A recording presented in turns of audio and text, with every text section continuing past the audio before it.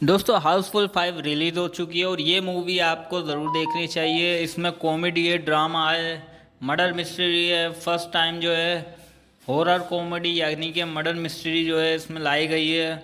काफ़ी सारे इसमें करेक्टर्स हैं। मैं सच बोलूँ इतना ज़्यादा मुझे मज़ा नहीं आया क्योंकि इतनी बड़ी कास्ट जो थी वो सारी इस मूवी में थी, तो किसको देखें किसको नहीं देखें। एक साथ तीन तीन चार चार लोग एक ही फ्रेम में थे, तो कंफ्यूज हो गए कि किसको देखना है किसको नहीं देखना है। मेन लीड में इसमें अक्षय कुमार हैं और जो पहले वाले में थे वही है, ये संजय दत्त भी है, जग्गू दादा भी हैं, नाना पाटेकर भी हैं। तो बेसिकली इसकी जो कहानी होती है वो ये होती है कि रंजीत जो है वो अपनी सारी जायदाद जो है नाम कर जाता है और उससे पहले वो मर जाता है अपनी सारी जायदाद नाम कर जाता है अपने बेटे जोली के नाम पे। अब जोली कौन होता है ये किसी को नहीं पता होता। उसकी कुछ निशानियाँ होती हैं जो असली जोली के ऊपर होती हैं। तो एक एक करके एक एक करके जोली आते रहते हैं उसमें। तो उसमें सबसे पहले आता है, तो एक एक करके इसमें सारे तीनों जोली आ जाते हैं। अक्षय कुमार होता है और बाकी दो लोग होते हैं, वो एक एक करके ये साबित करते हैं कि हम जोली हैं। अब जो बाकी लोग हैं वो ये फैसला करते हैं कि यहीं रुको जब तक फैसला ना हो जाए कि असली जोली कौन है, फिर इनको जो है जायदाद दी जाएगी। लेकिन फिर जायदाद में होता ये है कि वहाँ पे एक मर्डर हो जाता है, जो कि डीएनए टेस्ट करने वाला एक डॉक्टर होता है। उस डॉक्टर का ही मर्डर हो जाता है, जो इन तीनों का डीएनए टेस्ट करने वाला होता है उसी डॉक्टर का मर्डर हो जाता है। और मर्डर का इल्ज़ाम इन्हीं 6 लोगों पे आता है, इन 3 लोगों पे और इनकी 3 गर्लफ्रेंड्स के ऊपर। फिर बाद में ये पता चलता है कि दरअसल कोई भी असली जोली नहीं है, क्योंकि अक्षय कुमार जो है वो एक डिटेक्टिव होता है। उसको एक कॉन्ट्रैक्ट मिला होता है कि उसके रंजीत ने पैसे दिए होते हैं कि मेरे बेटे का पता लगाओ। तो वो बेटे का पता लगाने के चक्कर में वो क्या करता है कि खुद बेटा बन के आ जाता है शिप के अंदर। और उसका प्लान जो होता है वो एक लड़की को पता चल जाता है जो कि झूठी मूठी उसकी गर्लफ्रेंड होती है। फिर वो जाके किसी और को बताती है, फिर वो जाके किसी और को। ऐसे इन 6 लोगों को पता चल जाता है और एक दूसरे की बीवियां बन के ये लोग आ जाते हैं शिप पे। फिर वहाँ से शुरू होता है कि जायदाद के चक्कर में ये तीनों जेल में बंद होते हैं मर्डर के इल्ज़ाम में। फिर ये लोग पुलिस को फ़ोन करते हैं। पुलिस में होते हैं संजय दत्त और जग्गू दादा यूएस पुलिस में ऑफिसर होते हैं। और इनका जो सबसे सीनियर होता है ना वो होता है नाना पाटेकर, जो कि यूके पुलिस का सबसे बड़ा अफसर होता है।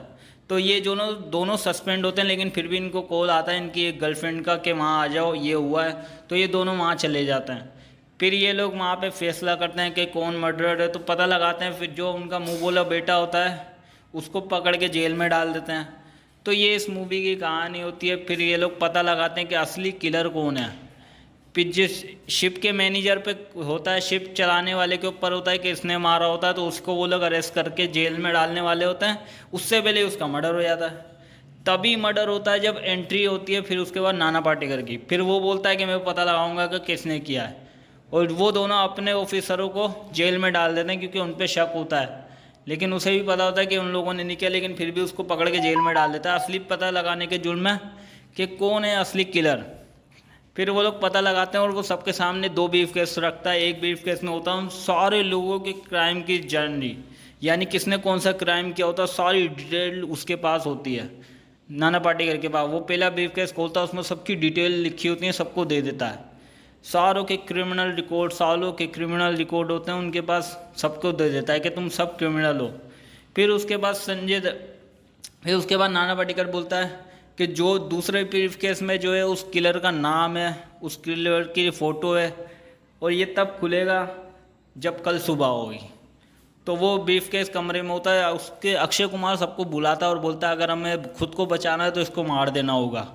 ऐसा वो झूठ मूठ का नाटक करता है। किलर जो असली होता है वो उसको मारने पहुंच जाता है। असली किलर निकलती है वो लड़की, फिर वो बहाना बनाती है कि मैं यहाँ यूँ आई थी, ये करने आई थी। फिर पीछे से असली किलर आता है। तो असली किलर जो होते हैं वो बेसिकली 2 लोग होते हैं जिन्होंने आपस में फैसला किया होता है कि जोली बन के असली जोली की सारी जायदाद हम ले लेंगे। अभिषेक बच्चन होता है जो किलर का साथ देता है और दूसरी किलर होती है उसी शिप की एक मैनेजर होती है। दोनों मिलके ये पूरा प्लान बनाते हैं कि नकली जोली तुम बनोगे, मैं तुम्हें जोली साबित करूंगी, सारी जायदाद तुम्हें दिलाऊंगी और 50-50 कर लेंगे। ये इन दोनों का प्लान होता है और ये सारा साबित भी हो जाता है। फिर ये लोग फिर कहानी में ये वही एंड में सारे फाइट कर रहे होते हैं, मस्ती मजाक चल रहा होता है, यही सब मूवी में चल रहा होता है। अच्छी मूवी है, आपको ज़रूर देखनी चाहिए। और इस मूवी के अंदर जो है भर भर के आपको थोड़े बहुत अडल्ट सीन मिलेंगे। इसमें एक लड़की है जिसका नाम है सौंदर्या शर्मा, जो बिग बॉस में भी आई थी। उसका इस मूवी में यही काम है, सिर्फ अपने आप को एक्सपोजर देना, यानी कि एक्सपोज करना। उसने खुल खुल के एक्सपोज किया इस मूवी के अंदर। काफ़ी सारे इसमें अडल्ट सीन है जो आप अपनी फैमिली के साथ नहीं देख सकते। अच्छे भी सीन है, लेकिन आप अकेले में देखोगे तो आपको अच्छे लगेंगे। फैमिली के साथ आप ये अडल्ट सीन नहीं देख सकते। तो ये लड़की जो है, जो बिग बॉस में भी थी, इसका काम इस मूवी में सिर्फ यही है, एक्सपोजर करना।